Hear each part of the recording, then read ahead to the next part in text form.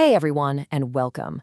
So today we're going to dive into something pretty fascinating, the powerful and, often invisible connection between the ground right under our feet and the very way we live our lives. From the food we eat to the houses we build, the land is kind of a silent partner in everything we do. So let's jump in and explore this incredible landform tapestry together. It seems like a simple question, right? But the answer, well, it unlocks pretty much everything. It all comes down to one word: adaptation. It's all about how human creativity and nature work together, and sometimes, against each other, to create these totally unique ways of life. We're about to see exactly how that works. Okay, so let's get this journey started. Think of it as a virtual expedition across some of the world's most distinct landscapes. And our first stop? The wide open spaces of the plains. Life here seems pretty comfortable, doesn't it? The land is flat and incredibly fertile, which makes farming the #1 occupation. With crops like corn and mustard just growing so easily, you get amazing food like maki di roti. And because the land is so straightforward, getting around is an absolute breeze. It's a life really built on abundance and just ease of movement. All right, buckle up. We're leaving all that comfort behind and traveling to a place of extremes. Our next stop is a complete 180 from the lush plains. We're heading into the desert. So what's the one thing that defines a desert?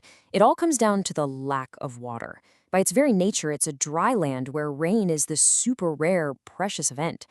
And that single fact, it changes absolutely everything about how you survive there. And to survive here, well, so much of it comes down to one absolutely incredible animal, the camel. It's known as the ship of the desert for a reason. This creature is the key to transport, to food, to life itself in this harsh environment. It's a true marvel of adaptation. And this is where you can really see how every little detail of desert life is just a super clever solution to a big problem. You've got hardy plants like cactus that survive with almost no water. People wear light, colorful clothes to protect them from the sun but still let the air flow. The houses, made of mud with thatched roofs, are basically natural air conditioners. And water, it's stored underground in these special tanks called tonkas to keep it from just evaporating away. Okay, from that dry, baking heat, let's travel to where the land meets the sea. Our next destination is the humid, vibrant coastal regions. Here, life just completely revolves around the ocean. I mean, it makes sense, right? The main occupation is, of course, fishing. The landscape is dotted with coconut and palm trees, which give you food, drink, even building materials. The diet is full of fish, and daily life is filled with things like boat riding and collecting shells. It's a lifestyle totally shaped by the rhythm of the tides. All right, for the final leg of our journey, we're heading up, and I mean way up. We're ascending into the high, rocky, and pretty cold regions of the mountains. Up here, life is really defined by two major things: that biting cold and the super challenging rocky terrain. Yeah, these are not easy conditions to live in, and survival requires a whole new set of rules and adaptations. And this is where adaptation is just crystal clear. You have these hardy animals like the yak that provide transport, milk, and warmth. People wear thick woolen clothes to fight off the cold. The forests are full of pine and oak. And the houses? Oh, the houses are just masterpieces of design, made of wood with these steep, sloping roofs that let all that heavy snow and rain just slide right off. Okay, so we've done the tour, we've seen these amazing places, but now let's kind of shift how we're thinking about all this. Let's look at the problems these environments create, not as weaknesses, but as the very things that spark human ingenuity, turning challenges into actual superpowers. Okay, challenge number 1. Picture this. You're in the desert, the sun is just relentless, and there's basically no water anywhere. This seems like an impossible problem to solve, right? Well, not quite. Here's the superpower: brilliant, simple technology.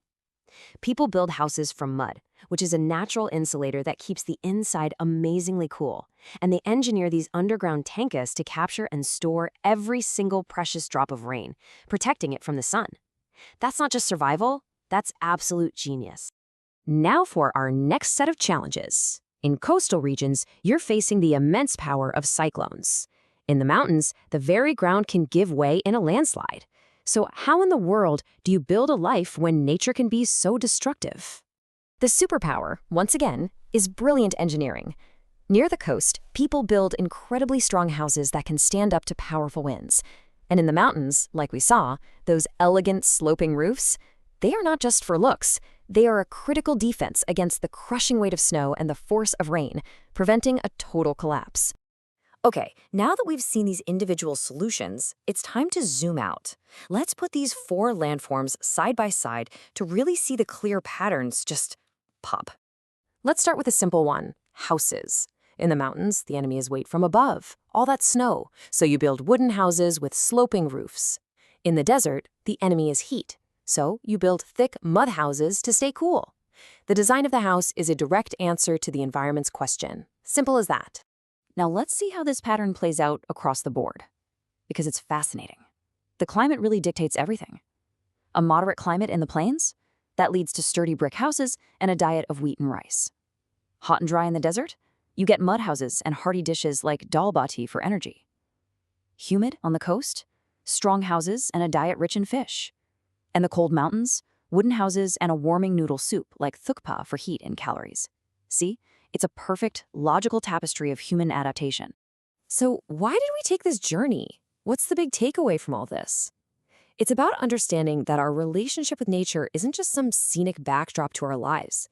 It's the very foundation of it. And really, it all boils down to 3 simple but powerful ideas. First, we have to respect nature and really understand its power. Second, that understanding helps us appreciate the incredible diversity of human culture. Each one is a unique answer to a different environmental puzzle. And finally, it calls on us to protect these environments, to become responsible citizens of this one planet we all share. And that leaves us with one final thought. Look around you. The building you're in, the food you eat, the way you travel. I want you to really think about it. How has the land where you live shaped your story?